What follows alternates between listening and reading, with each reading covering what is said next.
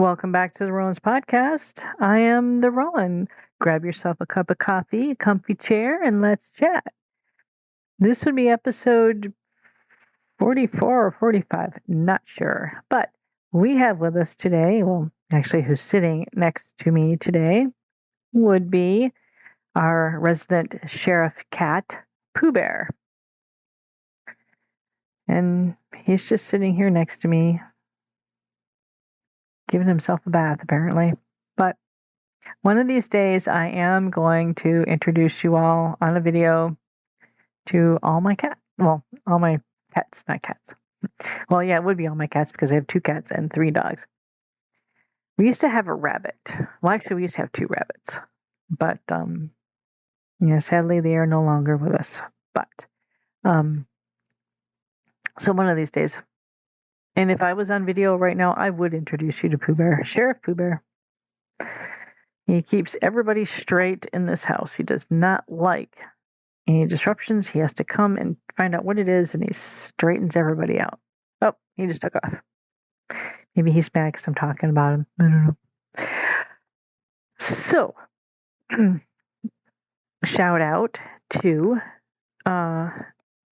my best friend, executive creative assistant, Sue. One of these days, I'm going to have her on here for a bite-sized episode, even if she only just says one word. Sue, even if you only say one word and it's just like, hi, you will be on here at some point. That was my message to her because I know she's going to listen. I love you, my friend. And I really do think that it would be really cool, even if you were just on here just for a minute. Be really cool. But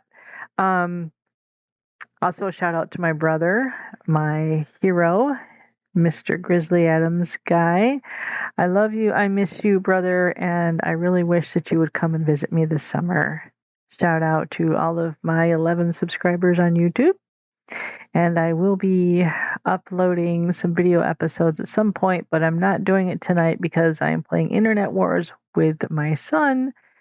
And the last time I uploaded a video for YouTube, it took me almost 2 hours to do. And I had to make the video and upload it all off of my cell phone. You can imagine how fun that was. So at some point I'm gonna try a different video app and see if I can just do it that way. But Spotify has a specific video app that you can use, and I'm wondering if that'll help. But I'm not sure if I have to pay for it. I looked at it before and I was kind of confused by it. So, anyways, and shout out to my 5 Spotify followers. Thank you very much for stopping by. And shout out to everybody who is listening right now. I really appreciate you swinging by, and I hope I don't bore you too much. And I hope you can deal with my tendency to ramble a bit. But I'm going to hopefully not ramble as much because this would be like my probably 5th attempt at doing this particular episode. And I just chucked a 42-minute episode because I figured it was way too rambly. And I don't have the patience tonight to do a lot of editing. So the time I would spend redoing this would probably be less time than the time I would spend editing. So we're going to go this way. And I also wanted to let you all know that Mr. Richard Featherly is planning on a return, hopefully within the next week or 2. He has a very good idea for a subject matter that we're going to be talking about, and I think you'll really find it very informative. I'm not going to say that you might enjoy it, but it might be a little bit of a difficult subject for some people, but I think it would be very helpful and informative. And so we are going to delve into that. I'm not going to tell you what it is because I don't want to steal the thunder there. But let's get diving into this episode. I thought this was something really interesting and something important to talk about because it's not talked about that much. The economical and personal costs of being a neurodivergent. And the reason why I think it's important is because it's not really talked about. And I don't think that those that don't understand neurodivergency understand ADHD or autism or anything along that lines. They don't really understand, and they see like they don't understand the real impact of it. I mean, there's a lot out there, but there's also a lot of stuff out there like the YouTube shorts and TikTok videos and things like that. Little cutesy ones, little funny ones that are made. They're meant to make you laugh, meant to be lighthearted, meant for even like us to really even laugh at ourselves, things like that. But I mean, because who wants to really watch a short video or a TikTok video on how overwhelmed we are, or how overloaded we are, things like that. So there's not as much as that. And I thought this would be a really good thing to talk about. I am planning on an episode also about the costs and the differences of an early diagnosis versus a late diagnosis, like the differences of that. And, but this, I'm just going on just the overall general costs, the difference between, well, not really between neurotypical and neurodivergency, but there's going to be information on that too. But the cost of being, neurodivergent. I will say this, that for the cost for a neurotypical family, okay, a lot of my research I did go online, and I did do some there, but I did the bulk of mine is, yes, I talked to my Alexa. Yes, I do use it as a research tool, and it is a very good one, by the way. And since I have talked to it enough with the new AI things that they put into it, it does understand my speech patterns, and it does understand and it does read through some of the things and how I mean things. And it has been very helpful to me, because it's a little bit more difficult for me to narrow down what I want to say. Me being a writer, I know this is going to sound weird, but it's different from when you're being creative. Well, even then you can end up with writer's block, which I've had for a few years now. But anyways, what I mean is, like in a research question, I have so much in my head that I want to know. And it's hard for me to narrow it down into one pinpointed question to write into a thing. And then by the time I figure out what it is, it's like, I don't want to wait to type it all out. I just want to blurt out the question and have it pop up at me.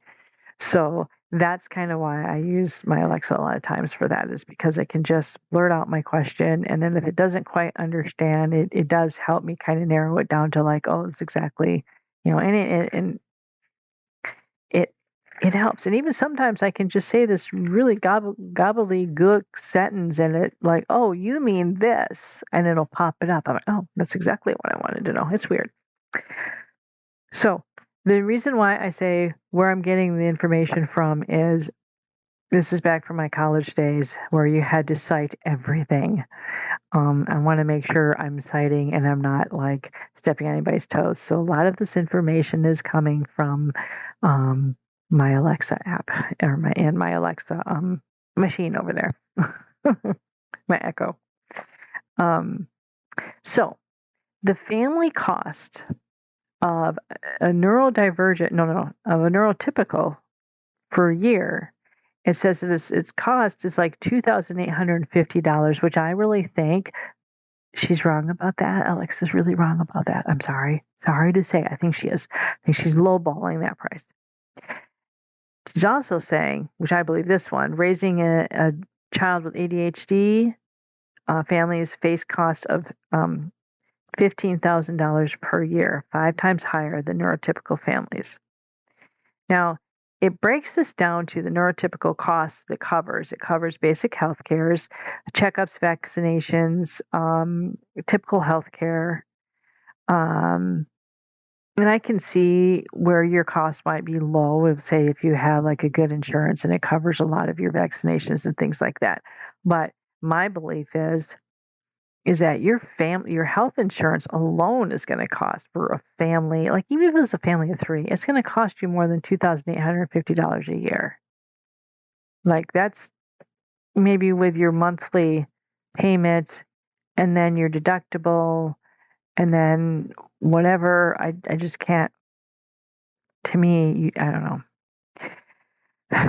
So then also standard education, school supplies, activities, basic educational support, general child care, babysitting and after school care, regular developmental activities such as sports, music lessons, standard extracurricular activities. Now, I can tell you from personal experience, music lessons are not cheap unless you can get them from free from somebody who goes to your church with you and who really adores music and really likes kids and really is like just wants to share music.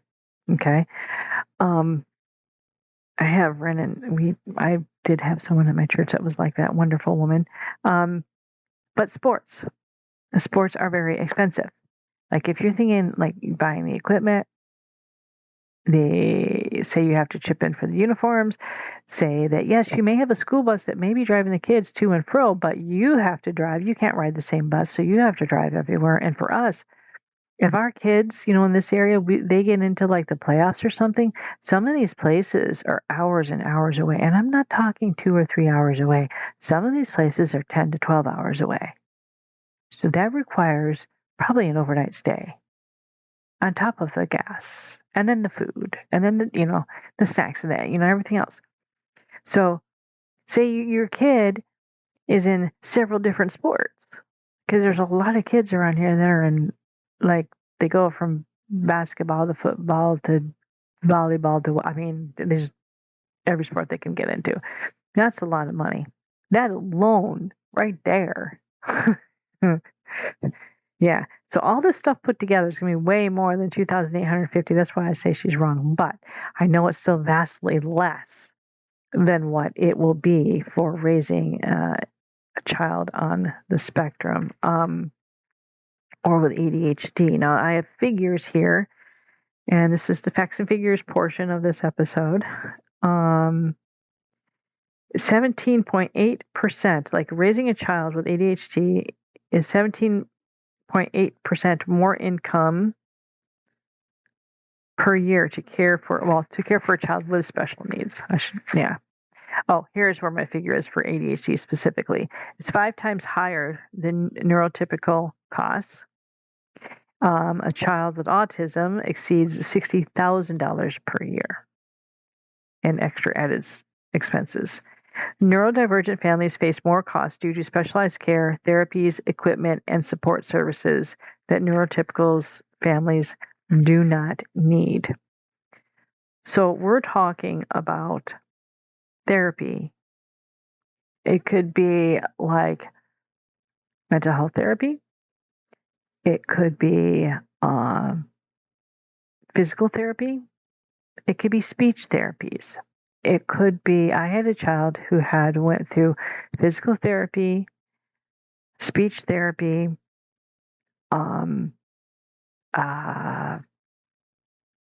what is that? Fine motor skills, the fine motor skills things.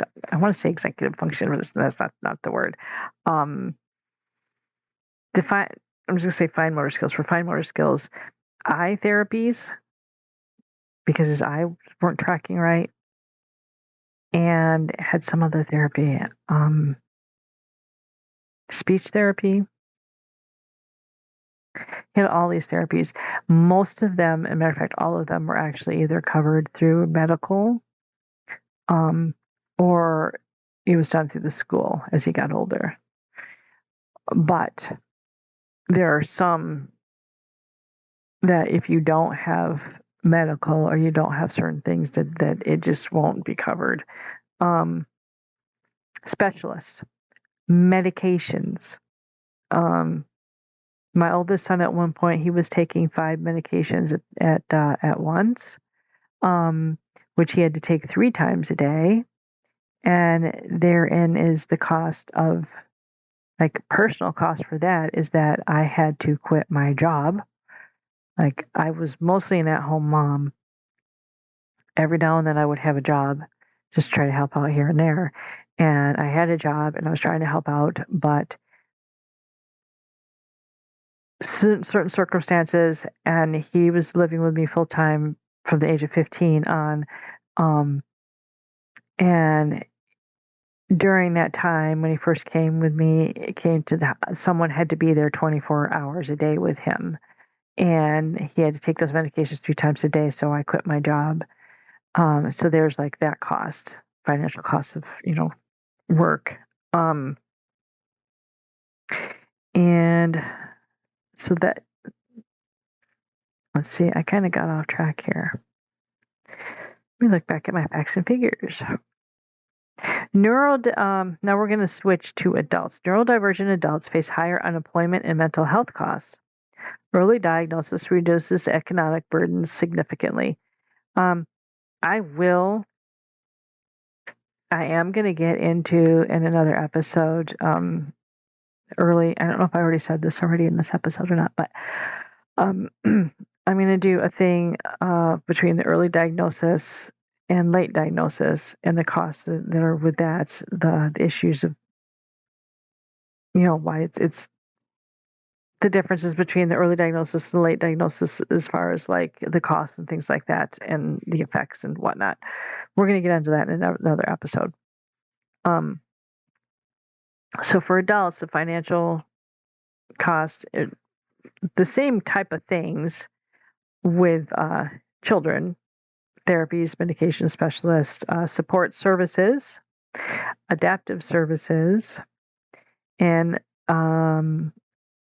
like if you get a personal coach. I had an ADHD coach for a little while. I really liked her. First person I was ever able to unmask with, who I could talk to about these things that I was masking the whole time. For some adults, they may need meal planning, daily routines, maybe social skills training. So that's all extra. And this is not just for adults, this is also for children. So let's just for anyone really. Sensory needs, accommodations. So getting like accommodations for your sensory needs, like say fidget toys. Even adults can get fidget toys. I was actually perusing adult fidget toys on, that sounds kind of dirty, I know, but that's not what I mean.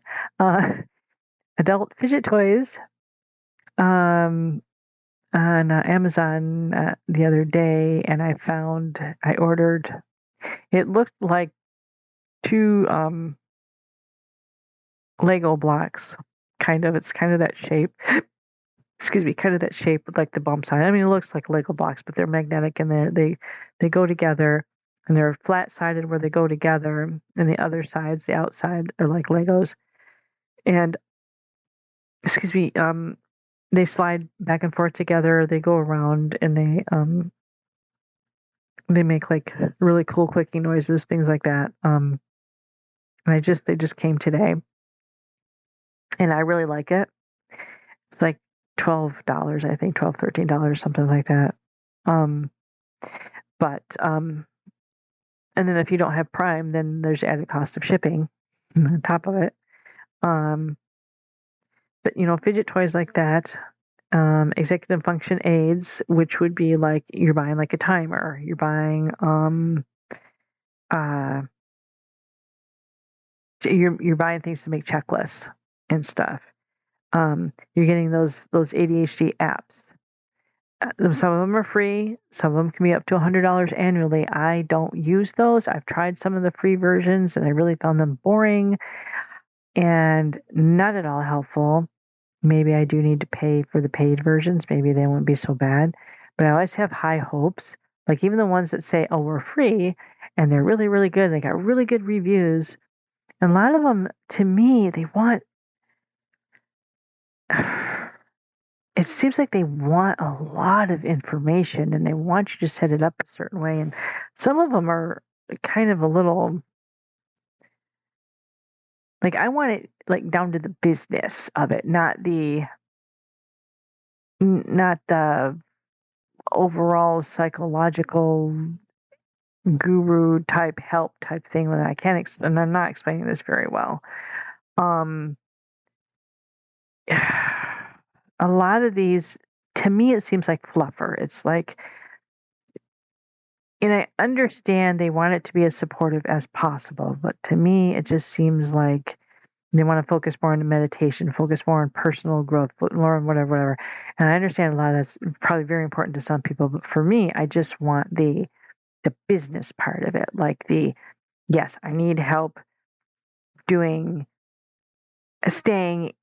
on task. I need help focusing. I need help getting this job done. Like, this seems like this is a 50 billion task just for this one thing, but I need help getting this specific job, or to keep on target or something. I don't want something that's going to psychoanalyze me before it can help me. And a lot of these apps are like that.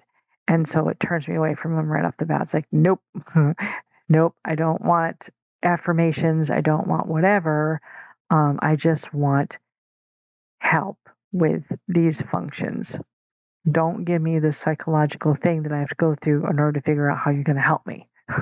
Help me stay focused. Help me get organized. You don't need to know how I'm feeling today. Maybe you do. Maybe I'm looking at this totally wrong. So if I'm totally wrong, someone tell me. Maybe part of our feelings will help us stay. I suppose. Yeah, I guess I can see that. But for me, I want the business part. Maybe because I'm too impatient and I don't want to go through all that, and maybe I just don't feel like telling a app my personal feelings of how I feel that day. I might talk to my Echo every now and then, but not telling it my personal thoughts and feelings and stuff like you have to for some of these apps. Just like, I don't know, like, hey, I'm feeling like depressed today, like that. I don't know. I'm not explaining this right, and I'll probably have to edit that out, but I don't know. It's just, help me focus. That's all I want. And I think it's just a waste of money to pay for it if it's going to be like that. And if I have to really be psychoanalyzed by the thing before, it's just, And plus, it doesn't keep my interest for very long. And I don't want to get stuck paying a subscription for something that, I might be hyper fixated on it for a month, or maybe maybe a week, or maybe even just a day or two, and then I'm stuck with a subscription to something I don't want. So no. But I can see where that can be a big cost for somebody that's not me. But it's just me. I'm sure it really helps other people. I'm not saying anything bad about these things. It's just I don't like them, but other people probably find them very helpful. So, let's see. Medical treatments, specialized therapies. We already went through all that. Okay. Trying to find the other stuff that I had for financial costs, because I want to get into the personal costs, because that is also a hidden thing that neurotypicals just don't see. A lot of people don't see. A lot of people don't understand it because, hey, it's just, look, a squirrel. Oh, I forgot my keys. Everybody forgets their keys. Yeah, but this, they don't. It's what impacts you on a daily basis. It becomes a struggle. It's not. It's not. It's every once in a while thing. It's constantly, all the time. It really affects your daily life.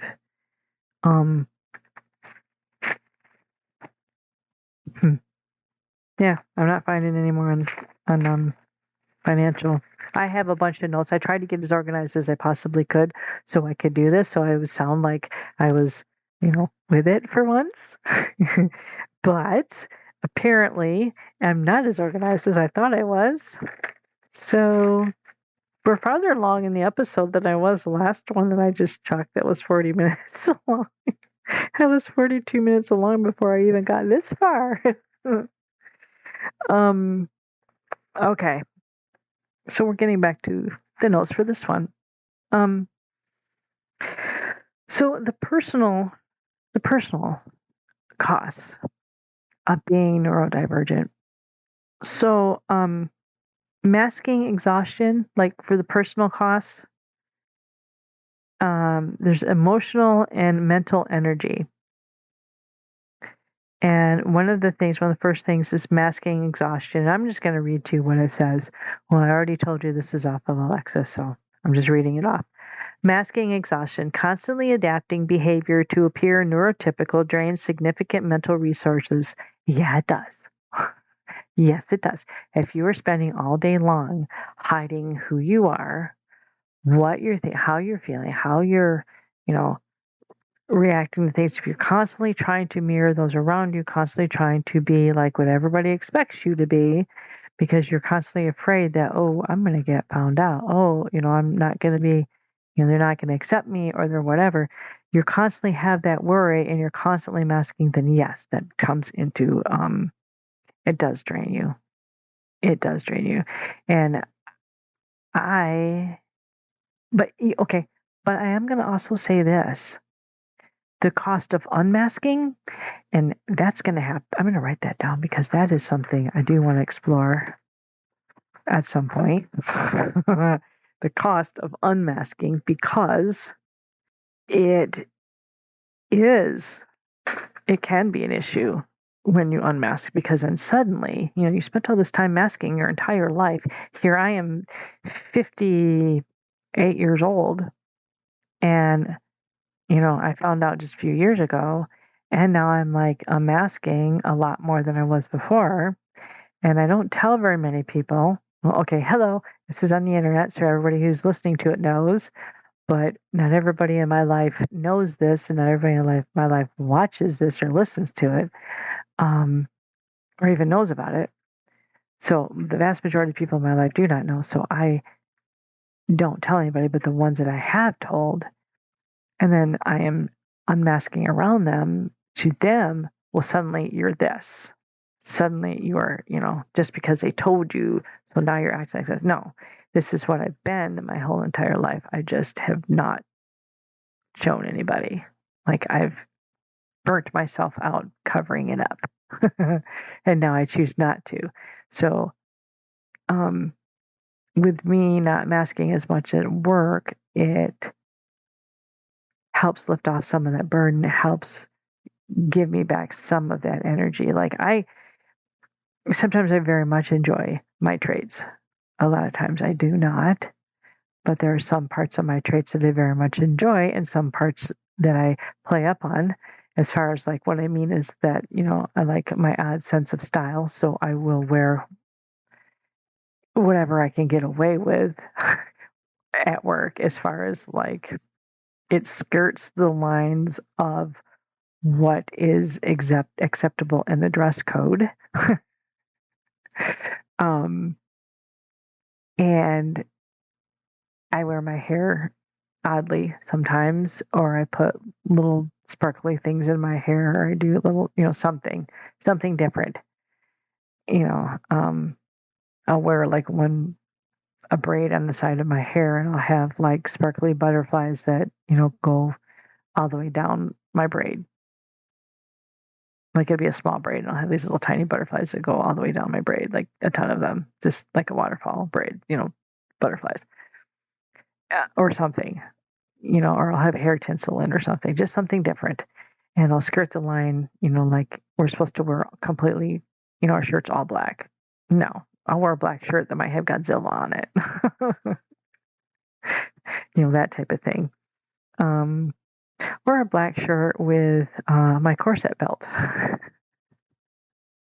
and boots and like calf high boots and, different and just skirts the lines of what, but I do that because that's what makes me feel comfortable and I enjoy being a little different. And and I do little odd things at work. We'll leave little odd things around the work. Like we had this random stuffed animal that we couldn't sell that was just sitting up at the front one year. And I started leaving little, like, it was up there, and someone had wrapped a bungee cord around it, so it looked like it was tied up. So I started like leaving little sticky notes on it, like, I was caught playing with the Legos in the middle of the night. And then the next day I'd put something else, like I was caught playing with the cat toys or something like that.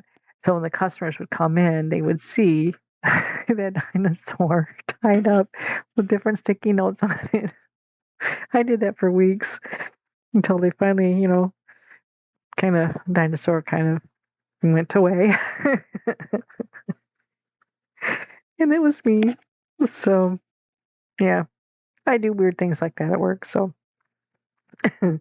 but, okay, so now we're going to do sensory overload management. Filtering overwhelming stimuli requires continuous effort. Yeah. I'll just use myself as an example. I wear earbuds in one ear for music, or podcast I might be listening to at work, or audiobook, and the other one I have my loops earplugs in to drown out the noise of other people's music that they're playing. Um, and the noise of the store, like the coolers are really loud, and the people going in and out, and you know cars and doors and footsteps and boxes being moved and boxes being torn open and boxes, all sorts of stuff. And that can get overwhelming, filtering it all out. ADHD is not a deficit of attention, it's over attention. You hear and see everything. Your just body doesn't. You don't it's not like individualistic where you unless we are trying to specifically pinpoint every single thing. It's just our brain, it takes it in, and we are unaware that it takes it in. And like, hello, Rowan, you're forgetting. Why? I mean, I don't understand, because you forget constantly, or you don't see things that are like right in front of your face.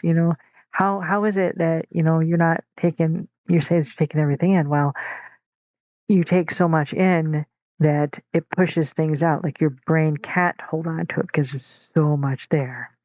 It's like you got a gallon jug of water and you're pouring it into a thimble.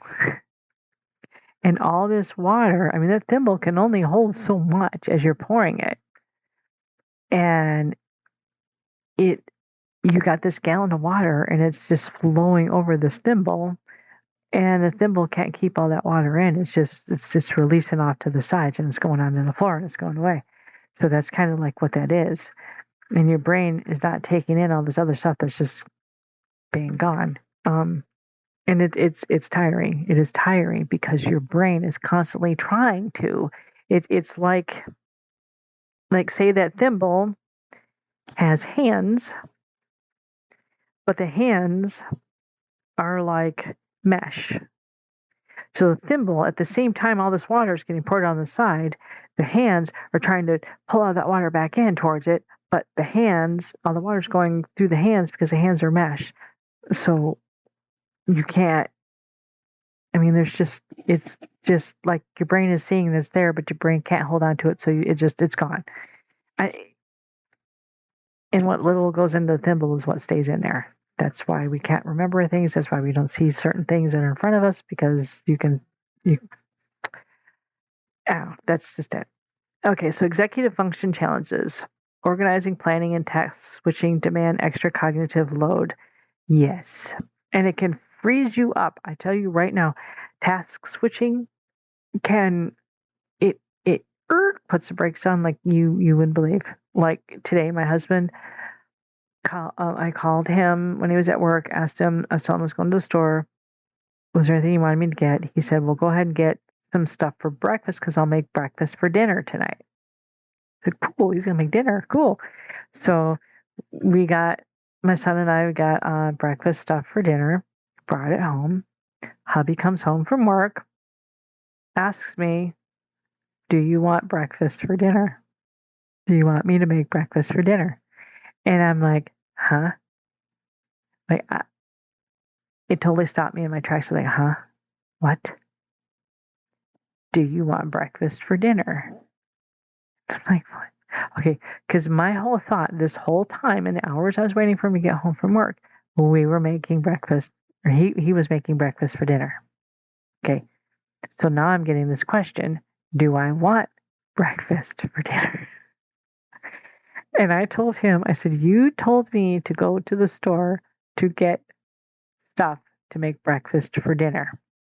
Had I known that there was going to be an option involved, I would have bought something else to go along with it, just in case you were not going to make breakfast for dinner. Because now I'm confused. Because I'm thinking to me, I'm thinking, okay, so now there's a possibility, because for me it was set in stone. That's what we were doing, breakfast for dinner. Okay, you tell me one thing, it's set in stone. That's the way it's going to be. But no, it wasn't set in stone. So I could have been like, if I had bought something to go along with it, I could have been like, no, if you don't, because he looked really tired. I didn't want to make him make dinner, because he did look tired. I said, well, you can make dinner later if you're tired or whatever. You don't have to be right now. But had I known that that was an option, I would have just been like, don't worry about dinner.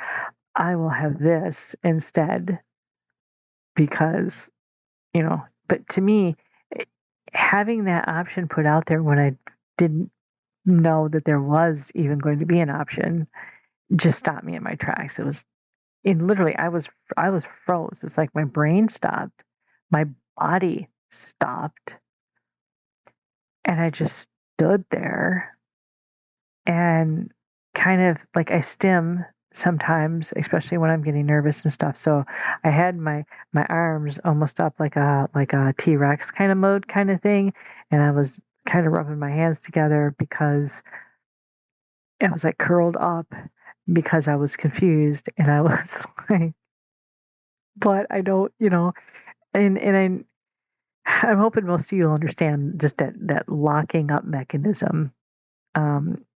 It's just, it's switching. It was like a switch, like it was this, specifically this. Now it's that. And my brain was like, stop, well, wait, hold it. This is wrong. So it took me a little bit. And then I was like, okay. I mean, spoiler alert, we did have breakfast for dinner. He did go to lay back down for a little while before he was going to make dinner. But unfortunately, just as he got comfortable, we had company show up. So he had to get out of bed anyways. So after they left, he just went ahead and made dinner. But it was really good. So shout out to Dave for his excellent cooking. He made bacon, eggs, and I put a couple waffles in because I did buy waffles to go with the stuff. So although he didn't want any, but it was eggs and bacon and waffles. So it was good. And my husband's an excellent cook, so we all know I can't cook. Okay, so the social relationship impact cost. Now this is a good one. Communication barriers, misunderstanding in social situations can cause strained relationships. Oh, yes. Yes. And there's more over here too in my notes too. I got to get into this too. But yes, it can cause.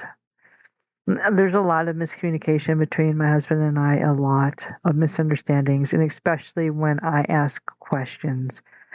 I will ask questions about things that I don't understand, and I will ask them like a lot of questions. And sometimes because I'm asking questions, he will think that I'm just arguing or I'm trying to be a little snot or something. And it's not that. I need to ask these questions so I can understand, so I can do the said thing, or I can go on from said whatever. A lot of times I just have to know. I have to understand it to the minutest detail.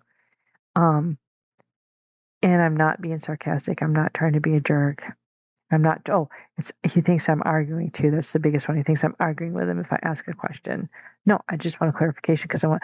And the other thing is, if he has opinion about one thing and I have opinion about another thing, or he believes one thing and I believe the opposite, I will go and I will research it to find out what the true thing is, who's right, but, or what the right thing is.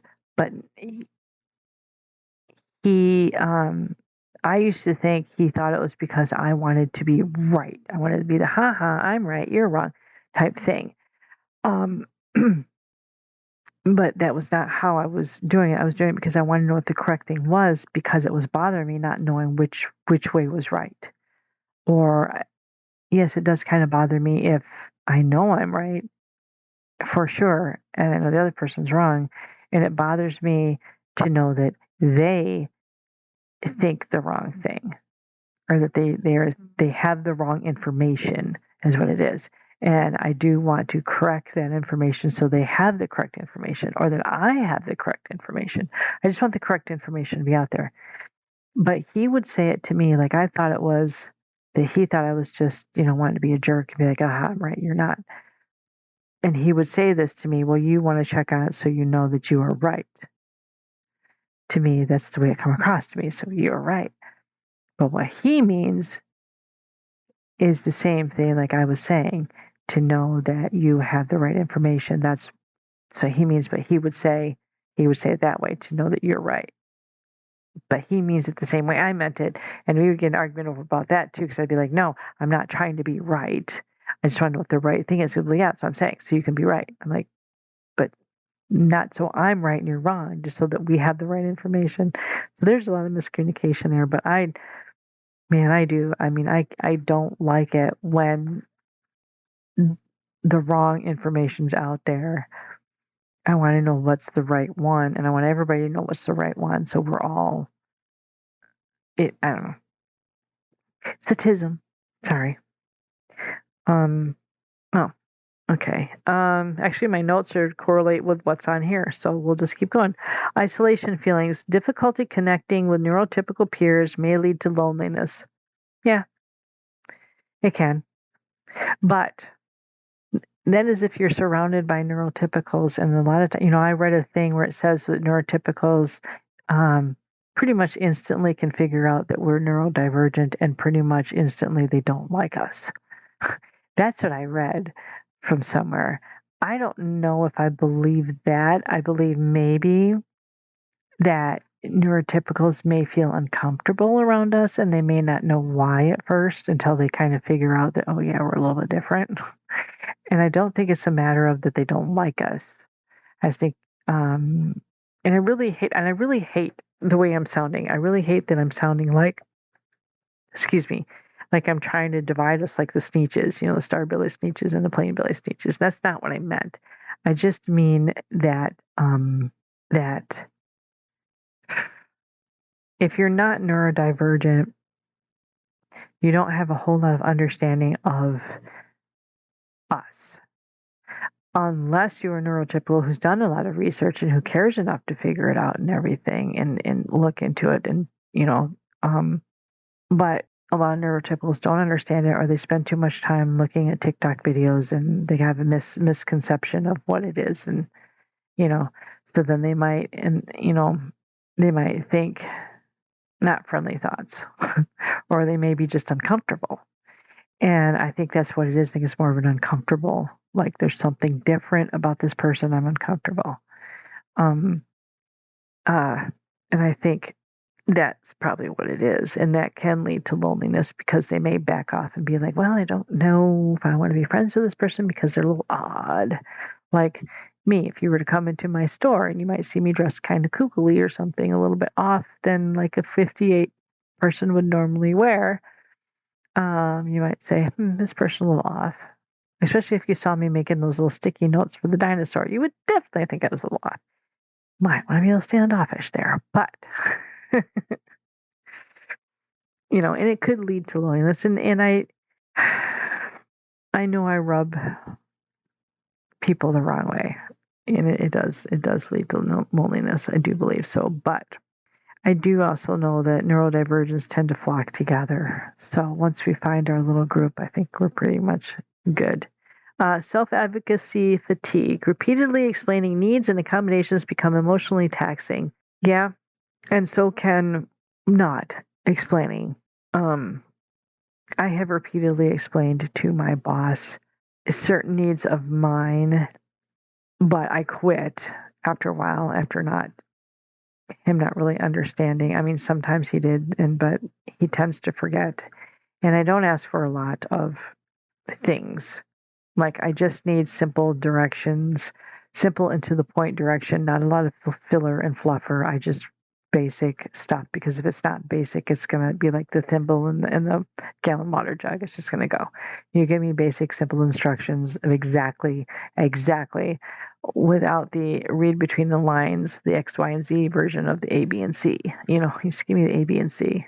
Don't know read between the lines. And explaining that repeatedly to someone is exhausting. And it's frustrating. And then not explaining it, giving up and not explaining it, and just having to deal with it, having to try to figure it out, having to, that is exhausting too. It's also like talking to someone about what your needs are. It can be emotionally taxing also, because there's a little bit of, I don't know if I'm using this word right, but shame with it. Like, you worry that people are going to look down on you for it. Like, that's why I don't talk about it a whole lot at my work. I don't ask for a lot of combinations at work, because I feel like I'm worried, that I'm going to get looked down on. Like, there are a few things that I could ask accommodations for, but I don't. And sometimes it's makes my day at work not the greatest when I don't ask for it. The things I would need would probably be like a hinder to other people, like the music to not be so damn loud. Sorry about the swear word. The music to not be so loud. There used to be a volume limit that my boss had, but since my boss is very rarely at work anymore, like, he's never there, maybe once a week, maybe, and only for a few hours if he is there. I think he does pull in one day a week of an actual shift, I think, but that's it. But it was like he did have a number limit on how high the volume could go, but now it's like way past that. It's way past that. And it's like I don't want to ask anybody, hey, turn your music down, because it's too much for me. I mean, yes, I have my earbud in, but when you have your earbud in and you have to have it loud so you can drown out the other person's music, that's pretty bad. Because your earbud's directly in your ear. It should not have to be that loud. And then, when you got customers complaining because it's too dang loud and they can't talk to you or they can't hear themselves think, I mean, I have had mine kind of loud before, and I've had customers ask me, turn it down, and I've just plain off turned it off, because my controller's on my watch. So if I'm standing right next to them, I don't have to go in the office and turn it down. I can just right there. But I don't know. And them lights, accommodations to have lower lighting, that would be great. But I know that's not something that I can have. And then it does become taxing. Like, there are things that I can ask for that I just don't, because it would be just too emotionally draining for me to try to ask somebody, you know. Daily life challenges, routine disruption sensitivity, unexpected changes cause significant stress and anxiety. Yep, there we go. I was talking about just the dinner change. Yeah, like, if things are going to be one way and suddenly there's something else. Hey, we're going to go do this today. Oh, wait, no, we're not. Like, my father-in-law, I love him, but he has, I don't know whether you say the best timing, the world's worst timing. I don't know, but every time we get ready, either like I get ready to get started to do something, and I just get started. Bing, ding dong. There's the doorbell. Grandpa showed up. Like just today, I just got started to go do the dishes, because I want to get the dishes done so I could get working on my podcast, so I could get the other, I just put, yes, I have an apron. Put the apron on, just get started to do the dishes. Ding dong. Grandpa started. We get ready to leave to go anywhere. Ding dong. I get ready to get in the shower. Ding dong. Exact timing. And it's, yeah, and my dog, Athena. I sit down to do a podcast. A lot of times she comes over, sits here, looks at me. Woof. And I look at her and just shake my head. No. And I try to ignore her for a minute. Woof. And she has a very loud, deep, piercingly loud bark. And it's just one woof when she does that. And it can scare you if you're not expecting it. And for me in my ears, because sound sensitivity, it feels like I'm being stabbed in my ear when she does that. And it's like, she's got, wow. So then, I have to change track right there and there. It's like, oh, gotta do this, like dishes. Nope, gotta sit and visit with grandpa. Gotta take a shower. Oh, wait, no, I can't get in the shower because, we're getting ready to walk out the door. Oh, we're here for another, I love my father-in-law. He's a wonderful man, but he has exact timing. I don't know. It's hilarious. It's hilarious, really, when you think about it. Decision making overwhelm.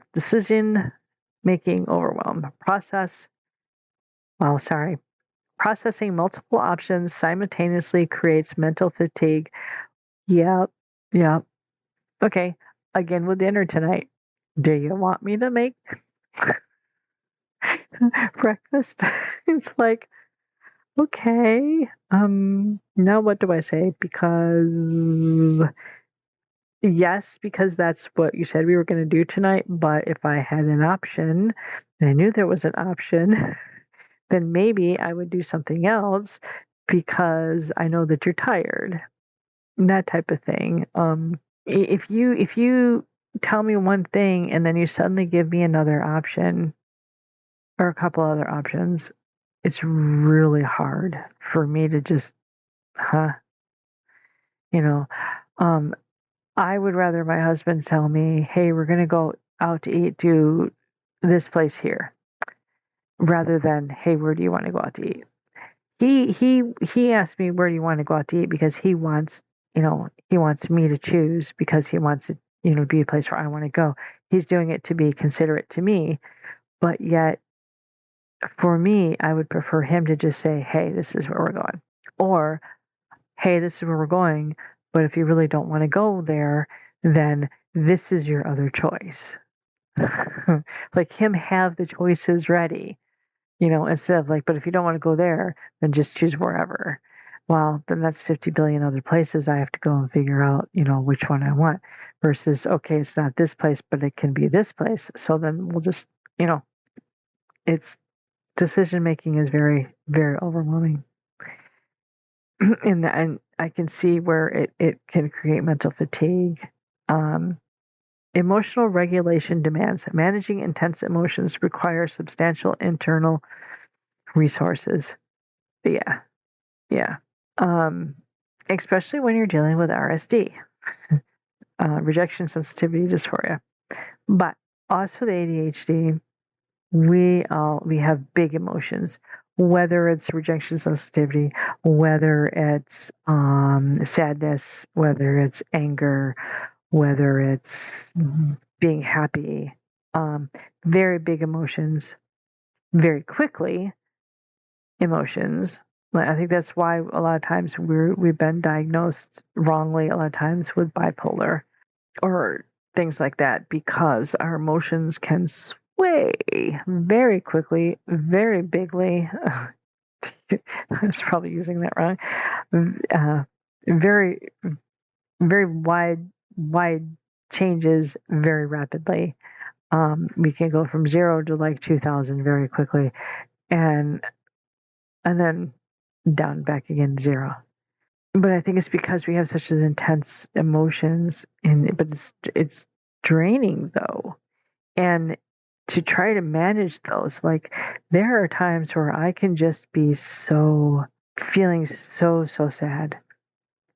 Like, my world has shattered to pieces, like everything is falling apart. And I don't know how to get out of it. And it can come crushing down on me, and it's very, very intense, very, very intense. And to try to regulate myself out of that is very hard, and it's very tiring. Whereas there's times where I could be super happy and trying to regulate out of that, or really mad. It is a challenge to keep ourselves regulated on it, that even kill, and that's where a lot of times medications can be handy. For some of us who needs it, it can be very handy, because just going up and down from all those emotions for one way is very overwhelming and taxing and tiring. But being able to fight and get yourself into an even keel is very, very tiring. I mean, like, you can go through therapies, you can go through, use emotional regulation tools, you can use like breathing techniques and things like that. But even those require energy, and it can be very, very draining. Okay, there's just a little bit more, and then I'll get out of your hair. Oh my gosh, this is even longer than the last one. This is over an hour. I'm sorry. Identity and self-worth, imposter syndrome, questioning abilities despite achievements due to different processing styles. Yeah.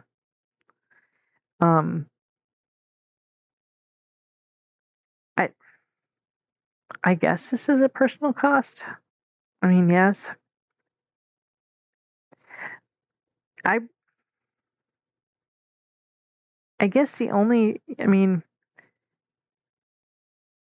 for a personal experience for me, and for imposter syndrome, is like when I was a lay minister, I questioned my ability in that quite a bit.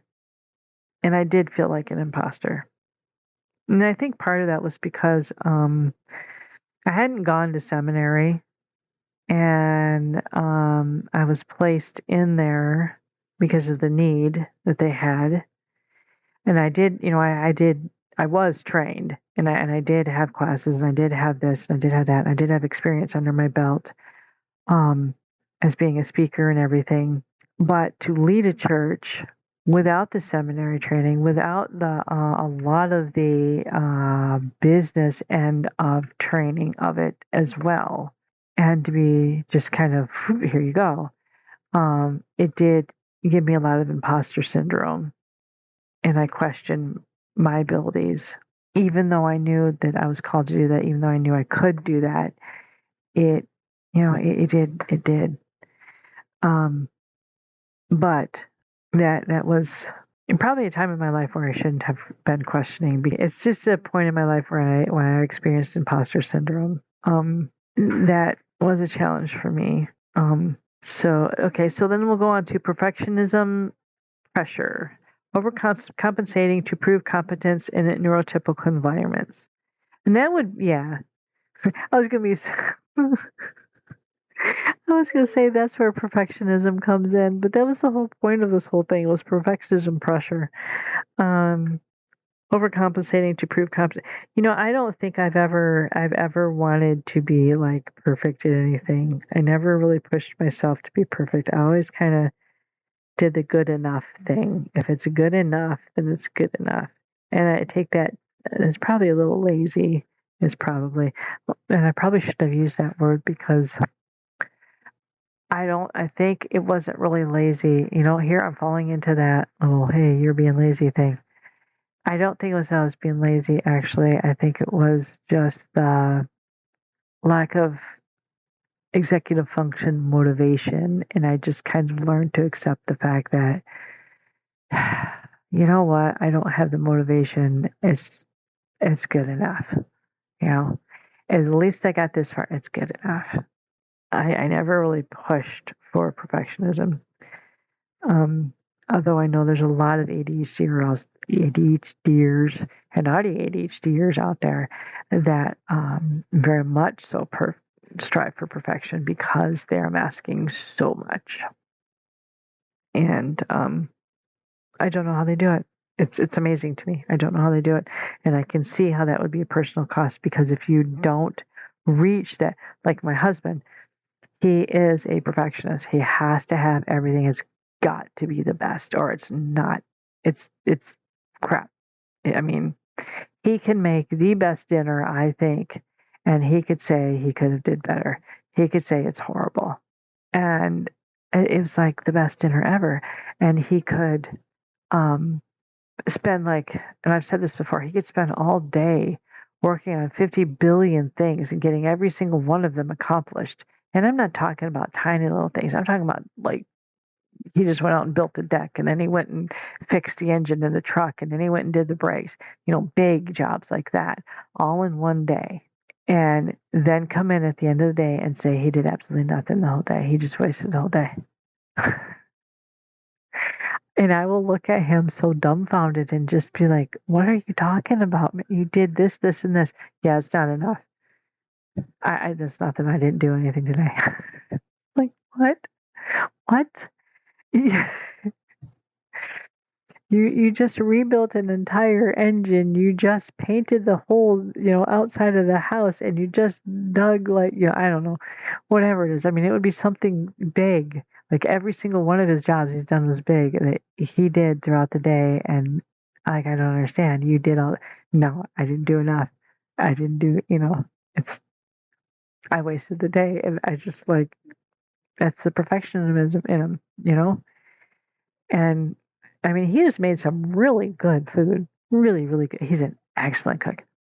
And he'll say it tastes horrible. It looks horrible, tastes horrible, whatever, And he won't give me, like, if he burns an egg just slightly, he won't give me that egg. It has to be perfect. He'll make me another one, and he'll take the burned one. And I'm like, and I know he hates eating the burned ones, and it's good enough. I'll eat the burned one. It's good enough. I'll eat it, And I feel so bad because it has to be perfect for him, and I don't need it to be perfect for me. So give me the good enough egg. You eat the better one, So it cost him a lot, because then it makes him feel bad if he can't do it perfectly.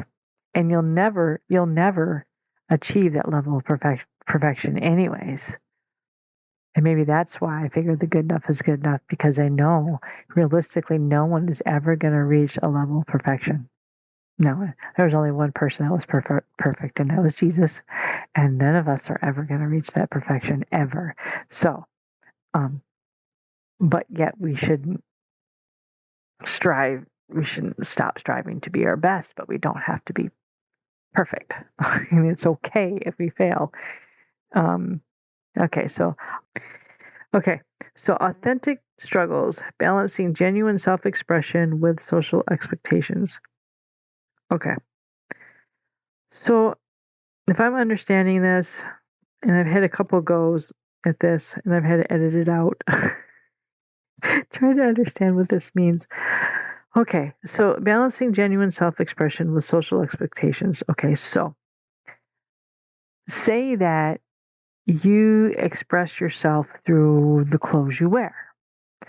Say you feel really comfortable wearing loud printed fabrics, or very soft, comfy fabrics. Like you feel only like just wearing a hoodie or sweats or stuff. Or say you have a shirt that's all worn up. It's got holes and rips and stuff in it, and it's like practically see-through because it's so old. It's been washed too many times. But yet you're comfortable in that. But yet, excuse me, sorry. It wouldn't be socially, social expectations would expect you to wear like clothing that was in good repair, clothing that wasn't like so outrageously colorful and whatnot. more muted colors, more whatever. Say jeans versus, sweat, sweat pants and stuff. Hang on. My throat's really dry, and I've been at this for almost an hour and a half, so that explains it. So yeah, so your social expression, or maybe your social expression is having your hair in weird, kooky ways. Or you wear like an odd hat or something.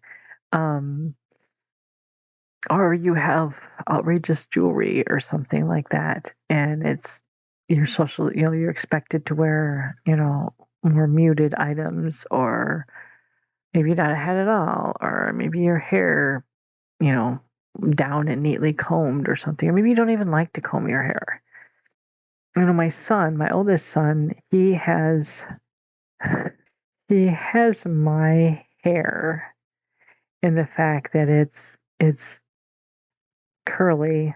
You see, my hair, if I don't, I don't use a blow dryer on it. If I use a blow dryer on it, then it's like whoosh, out there.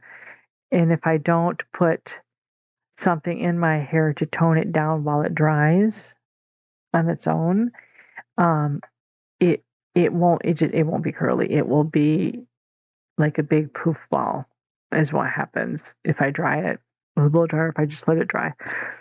But if I put in like a leave-in conditioner or something to tame it, then it'll curl like it's supposed to. Well, he doesn't do anything like that. Half the time he doesn't even comb his hair at all. And or at least for a while he was like that. And he was growing this wild beard that he wouldn't shave, which is just as, has the same type of hairs on his head, obviously. So it's like, so that was his thing, though. That's the way he wanted it for quite a while. Now he's learned how to use a razor on his own so he could cut his own hair and do his own beard and stuff like that. So now it's a lot more trim and neat and everything, and he looks really spiffy and stuff with it that way. But before, his style was just wild and free. And social expectations would be like he is right now with his hair, neatly trimmed and stuff like that. He finally learned how to do it, and he's doing a really good job with it. So I'm very proud of him, as far as like, not that he's following social expectations, but that he's learned to do that skill, and he's doing it very well. And it also saves him money too, because he's doing it himself. So, and I'm amazed at how well he's doing that. I'm very proud of him for that. But yeah, I can see where, like, if you're constantly trying to fit in with the Joneses and you have to be exactly like everyone else, like me as a kid, the social expectations growing up, everybody had Nikes, everybody had parachute pants, everybody had, this or that, or yes, I'm very old. Look up parachute pants, you younger ones. Although I think they have come back in style, at least they did briefly. Anyways, everybody had to have feathered hair. Or a perm, which those things I did do, the perm and the feathered hair. But to be all honesty, I wasn't all that much in charge of my own hair up until a certain age anyways. My dad and my stepmom had pretty much say so of my hair for quite a while. But what was I saying? Oh yeah. So, social expectations as a kid growing up, in school, you had to wear a certain type of clothes. You had to be a certain type of way. You had to do what everybody else did. And I did not like that. I was a different one. And I knew I was different. I didn't know why, but I knew I was different. And I just, that's what I became. I'm different. I'm going to be different. I'm going to wear different clothes because I didn't understand the point in being like everyone else anyways. Why be a carbon copy of everyone at school? Why can't you just be yourself? If I want to wear something sparkly, I'll wear something sparkly. If I want to wear something with gold thread in it, I'll wear something with gold thread. If I want to wear something that has bells sewn into it, I'll wear something with bells sewn into it. Dang it. Although I have looked at some pictures of myself from when my younger two, were like younger, and some of the clothes I wore in those pictures, I'm embarrassed to even look at now that, you know, I've gotten out of that phase because I would go into certain phases of certain type of clothing, and I had a pair of black, just over the knee high boots that I was wearing with tan pants. and they weren't tight pants either. Usually can wear those with tight pants. Those weren't tight pants, so they weren't. And, and they were like dress type of pants with these long black boots. And then I had a brown Christmas sweater that was all brown. It was really, really soft, but it had sequined head of a reindeer Rudolph on the front and sequins with a big red nose. And I looked at that picture and I was like, oh man, that's so embarrassed when I look back at it now. But sadly, those boots broke and I don't have those boots anymore. I love those boots. So I have a pair now that's almost as long. I do not wear them though. The highest I go up now is like mid calf. But I think if I had like a really tight pair of pants, I would probably get higher boots. But I don't know. I don't know if I'd ever go that high again. But I do have a pair that's almost that high. And someone gave them to me. They're nice. I like them, but I don't wear them because I here I am trying to be socially appropriate. Those I know probably they have like cutouts in the back, and I like boots that are tight to the leg, not like big boofy things around my leg. And these ones are kind of big and boofy, and they have cutouts in the back. And I mean, they're cool looking. It's just I don't know. I'd have to have the right outfit to wear them. I haven't had the heart to get rid of them because a friend of mine gave them to me, and I keep thinking one of these days I will probably end up with an outfit that if I get rid of them, I'll be like, you know what? Dang it! I wish I still had them boots because this would be perfect for that. So maybe once I hit 60, maybe once I hit 60, I'll wear them on my 60th birthday just for fun. That's only a couple of years away, so we'll see. Anyways, so I have babbled on, and I don't know if I've made any sense at all. And I don't even know if you are still here listening to me. Thank you. I appreciate it. You are amazing. And if you have listened to this entire episode, leave me a comment, please. Please. Even if it's just a hi, that's great.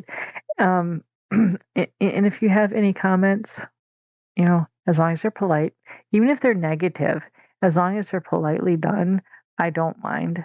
I will answer any comments.